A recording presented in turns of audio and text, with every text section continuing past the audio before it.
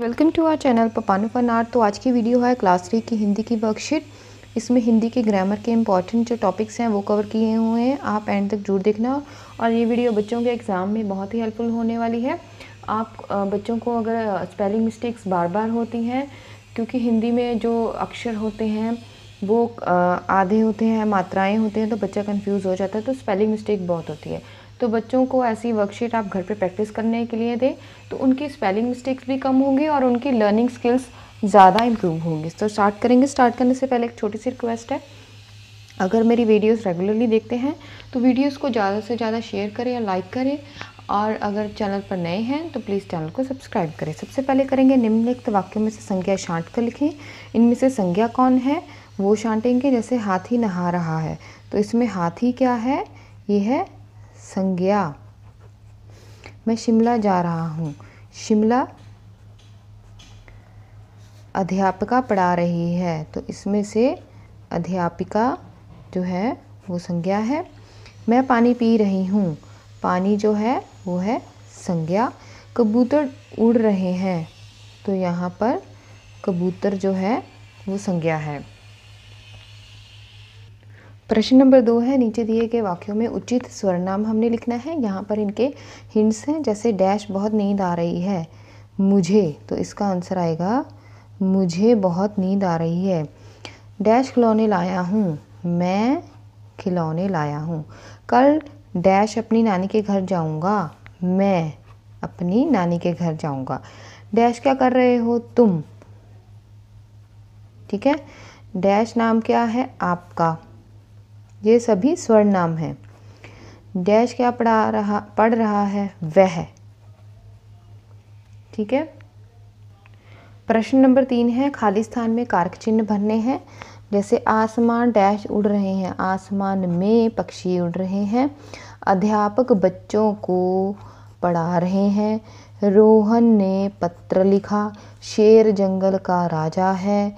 मोहन ने कक्षा में गाना गाया, माँ ने खाने में गोभी बनाई, ठीक है।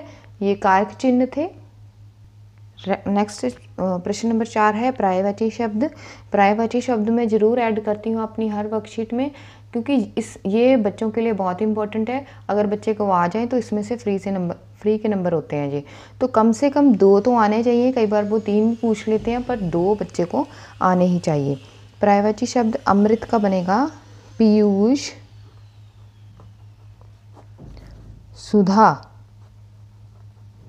अंग का बनेगा शरीर और देह। नारी,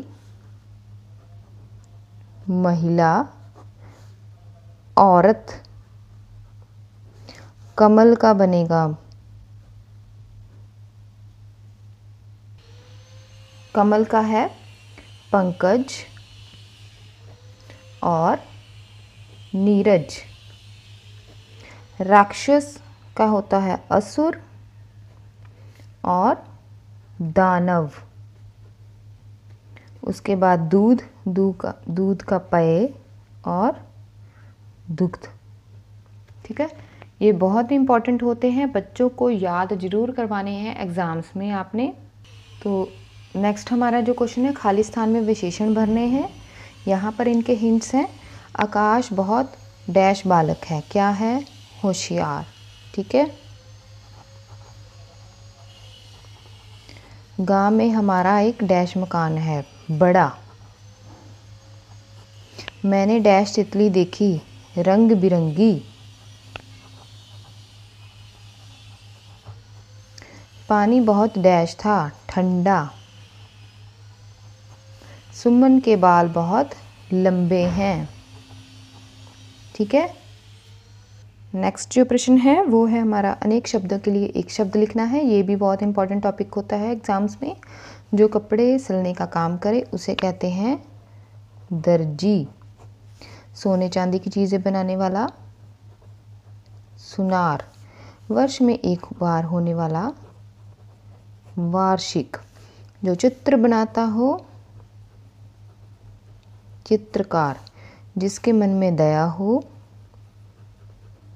दयालु। शहर में रहने वाला शहरी। जो रोग से ग्रस्त हो, रोगी। लेख लिखने वाला, लेखक। प्रश्न नंबर 7 है हमारा, रेखांकित शब्दों के लिंग बदल कर लिखने हैं। जैसे शेर जंगल में घूम रहा है तो यहाँ पर आएगा शेरनी जंगल में घूम रही है। ठीक है। नाना जी का घर बहुत सुंदर है तो हम लिखेंगे नानी जी का घर बहुत सुंदर है।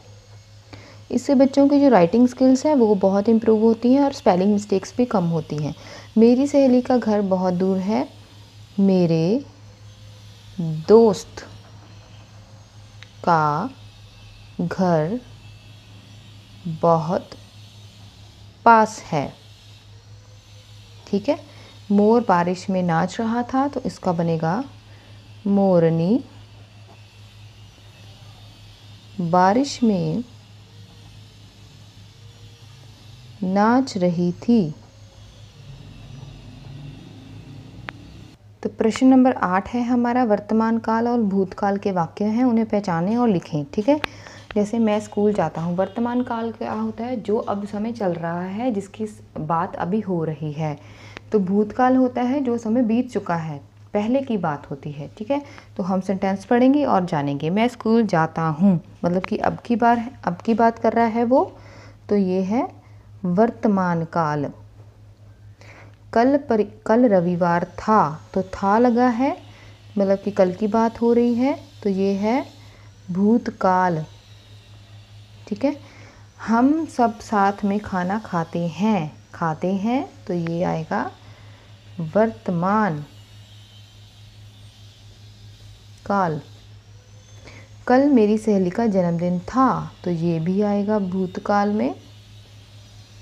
मैं गाना गाता हूँ तो ये आएगा वर्तमान काल।